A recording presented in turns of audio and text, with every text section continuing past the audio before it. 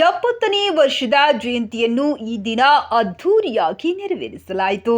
ದಿನಾಂಕ 20/8/2024ರಂದು ಬೀದರ್ ಜಿಲ್ಲೆಯ ಆರ್ಯ ಈಡಿಗ ಸಮಾಜದಿಂದ ಬ್ರಹ್ಮಶ್ರೀ ನಾರಾಯಣ ಗುರು ಜಯಂತಿಯನ್ನ ಆಯೋಜಿಸಿದ ಕಾರ್ಯಕ್ರಮದಲ್ಲಿ ಪರಮ ಪೂಜ್ಯ ಶ್ರೀ ಶ್ರೀ ಪ್ರಣವಾನಂದ ಮಹಾಸ್ವಾಮಿಗಳು ದಿವ್ಯ ಸಾನ್ನಿಧ್ಯ ವಹಿಸಿದ್ದರು. ರಾಜ್ಯ ಪೌರಾಡಳಿತ ಸಚಿವರೂ ಆದ ಶ್ರೀಯುತ ರಹೀಂ ಖಾನ್ ಅವರು, ಶಾಸಕರಾದ ಶ್ರೀಯುತ ಶೈಲೇಂದ್ರ ಬೆಂಗಾಲಿರವರು, ಸಮಾಜದ ಜಿಲ್ಲಾಧ್ಯಕ್ಷರಾದ ಶ್ರೀಯುತ ಡಾಕ್ಟರ್ ರಾಜಶೇಖರ್ ಸೇಡಂಕರ್ ಅವರು, ಶ್ರೀಯುತ ಡಾಕ್ಟರ್ ಸದಾನಂದ ಪೆರಳಿಯವರು, ಸಮಾಜ ಯುವ ಮುಖಂಡರಾದ ಶ್ರೀಯುತ ಬಾಲರಾಜ್ ಗುತ್ತೇದಾರ್ ಅವರು, ಅನೇಕ ಸಹೋದರ ಸಮಾಜಗಳ ಜಿಲ್ಲಾ ಅಧ್ಯಕ್ಷರುಗಳು, ವಿವಿಧ ರಾಜಕೀಯ ಪಕ್ಷದ ನಾಯಕರುಗಳು ಸಭೆಯಲ್ಲಿ ಭಾಗವಹಿಸಿದ್ದರು.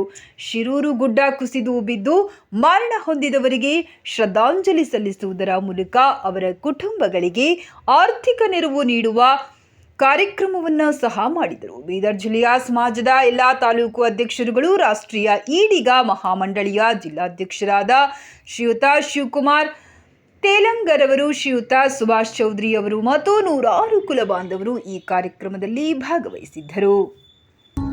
ಸಮಾಜವನ್ನ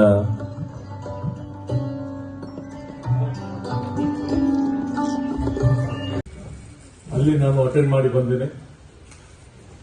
ಇವತ್ತು 2 ಜಯಂತಿ, ಇದು ಒಂದು ಇತಿಹಾಸ ಇದೆ. ನಾವು ಎಷ್ಟು ಹಿಡಿದ್ರು ಕಡಿಮೆ ಇದೆ. ಉಪನ್ಯಾಸ ಅವರು ಮತ್ತು ಬೇರೆಯವರು ಇದ್ರ ಬಗ್ಗೆ ಡಿಟೇಲ್ ಮಾತಾಡ್ತಾರೆ. ಆದರೂ ತಮ್ಮೆಲ್ಲರಿಗೆ ಗೊತ್ತಿರಬಹುದು, ಅಲ್ಲಿ ನಾನು ಅಟೆಂಡ್ ಮಾಡಿ ಬಂದೇನೆ. ಇವತ್ತು 2 ಜಯಂತಿ, ಇದು ಒಂದು ಇತಿಹಾಸ ಇದೆ. ನಾವು ಎಷ್ಟು ಹಿಡಿದ್ರು ಕಡಿಮೆ ಇದೆ. ಉಪನ್ಯಾಸ ಅವರು ಮತ್ತು ಬೇರೆಯವರು ಇದ್ರ ಬಗ್ಗೆ ಡಿಟೇಲ್ ಮಾತಾಡ್ತಾರೆ. ಆದರೂ ತಮ್ಮೆಲ್ಲರಿಗೆ ಗೊತ್ತಿರಬಹುದು,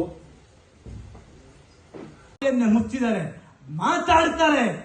ಮಾತನಾಡ್ತಾರೆ, ಆದ್ರೆ ಅವರ ಮೇಲೆ ಆಕ್ಷನ್ ಇಲ್ಲ. ನಾನು ಈ ಬೀದರ್ ಜಿಲ್ಲೆ ಜನಾಂಗಗಳು ಕೂಡ ಹೇಳ್ತಾ ಇದ್ದೀನಿ, ನಿಮ್ಮ ಜಿಲ್ಲೆಯಲ್ಲಿ ಏನಂತೆ ಕೆಲಸ ಮಾಡ್ತಾರೆ. ಟೋಲ್ ಗೇಟ್ ಅಲ್ಲಿ ನೀವು ಕೂಡ ಪಾಸ್ ಮಾಡಿ ಹೋಗ್ತೀರಿ.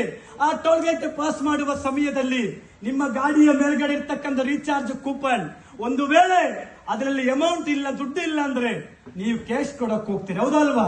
ಕೇಶ್ ಕೊಡುವಾಗ ಏನ್ ಹೇಳ್ತಾರೆ ಅವರು? ಅಪ್ ಅಂಡ್ ಡೌನ್ ಕೊಡಿ ಅಂತ ಹೇಳ್ತಾರೆ, ಹೌದು ಅಲ್ವಾ? ಇಷ್ಟು ಲೂಟಿ ಹೊಡಿತಾರೆ ಇವರು. 50 ರೂಪಾಯಿ ಕೂಡ ಸಾರ್ವಜನಿಕರು ಬಿಡಲ್ಲ ಅಂತಂದ್ರೆ ಇವರನ್ನ ಎಲ್ಲಿ ಕೂಡಿಸ್ಬೇಕು? ನಾವು ಇವರ ವಿರುದ್ಧ ಸಾರ್ವಜನಿಕರ ಹೋರಾಟ ಆಗಲೇಬೇಕಾ ಬೇಡವಾ ಅಂತಕ್ಕಂಥದ್ದು ನಾವು ಚಿಂತನೆ ಮಾಡಬೇಕಾಗುತ್ತೆ ಬಂಧುಗಳೇ, ಚಿಂತನೆ ಮಾಡಬೇಕಾಗುತ್ತೆ. NHI ಕೇಂದ್ರದ ಅಡಿಯಲ್ಲಿರ್ಬೋದು, ಅದಕ್ಕೊಂದು IAS ಆಫೀಸರ್, ಅದಕ್ಕೊಂದು ಸಾಕಷ್ಟು ಜನ ಆಫೀಸರ್ಗಳು. ಎದಕ್ಕೋಸ್ಕರ? ಈ ರಾಜ್ಯದ ಇವತ್ತು ನಾನು ಮಾತಾಡ್ತಾ ಇಲ್ಲಿದ್ದು ಪ್ರಜಾವಾಣಿ ರಿಪೋರ್ಟ್ ಒಂದು ವೇಳೆ ಇರಬಹುದು. ಇವತ್ತಿನ ಪೇಪರ್ ಅಲ್ಲಿ ಬಹಳ ಸ್ಪಷ್ಟವಾಗಿ ಬರೆದಿದ್ದಾರೆ ಡೆಕ್ಕನ್ ಹೆರಾಲ್ಡ್ ಅಲ್ಲಿ ಎಷ್ಟು ತಪ್ಪಿದೆ ಎಂದು ಹೇಳಿ. ಅಂತ 150 ಅಡಿ ಎತ್ತರದಲ್ಲಿರ್ತಕ್ಕಂಥ ಗುಡ್ಡ, ಅದನ್ನ ಆಪೋಸಿಟ್ ಸೈಡ್ ಅಲ್ಲಿ 300 ಅಡಿ ಅಗಲ ಇರ್ತಕ್ಕಂಥ ನದಿ, ಅದನ್ನ ಮಧ್ಯದಲ್ಲಿ ನೀವು ರೋಡ್ ಕಾಮಗಾರಿಯನ್ನ ಮಾಡುವಾಗ ಸಾಕಷ್ಟು ಗೈಡ್ ಲೈನ್ಸ್ ಗಳಿದೆ. ಅಷ್ಟೇ ಅಲ್ಲ ಬಂಧುಗಳೇ, ಈ NHI ಅಧಿಕಾರಿಗಳು, ಅದೇ ಈ IRB ಅಧಿಕಾರಿಗಳು ಸತ್ತವರ ಮನೆಗೆ ಹೋಗಿ ಒಂದು ಸಾಂತ್ವನದ ಮಾತು ಕೂಡ ಹೇಳಲಿಲ್ವಲ್ಲ. ನೀ ಯಾವ ಜನ್ಮದಲ್ಲಿ ಹುಟ್ಟಿದಿರಂತಕ್ಕಂಥದ್ದು ನಾನು ಕೇಳುತ್ತಾ ಇದ್ದೀನಿ ಬಂಧುಗಳೇ. ಉತ್ತರ ಕನ್ನಡ ಜಿಲ್ಲೆಯ ರಾಜಕಾರಣಿಗಳ ನಿರ್ಲಜ್ಜತನ, ಅವರ ನಿರ್ಲಜ್ಜತನದಿಂದ ಕುಟುಂಬಗಳ ಕಣ ಕೊಡಬೇಕಿತ್ತಲ್ಲ. ನಾವೇನ್ ತಪ್ಪು ಮಾಡಿದ್ದೇವೆ? ನಾವೇನ್ ಅನ್ಯಾಯ ಮಾಡಿದ್ವಿ ನಿಮಗೆ? ಆ ಕುಟುಂಬಗಳ ಪರಿಸ್ಥಿತಿ, ಜಗನ್ನಾಥ್ ಅಂತ ಒಬ್ಬರು ಇದ್ದಾರೆ, 3 ಹೆಣ್ಣು ಮಕ್ಕಳಿದ್ದಾರೆ ಬಂಧುಗಳೇ. ಆ 3 ಜನ ಹೆಣ್ಣು ಮಕ್ಕಳು ಕೂಡ ಬೆಳಗ್ಗೆ ಎದ್ದ ಕ್ಷಣ ಆ ನದಿಯ ದಡೆ ಹತ್ರ ಹೋಗ್ತಾರೆ.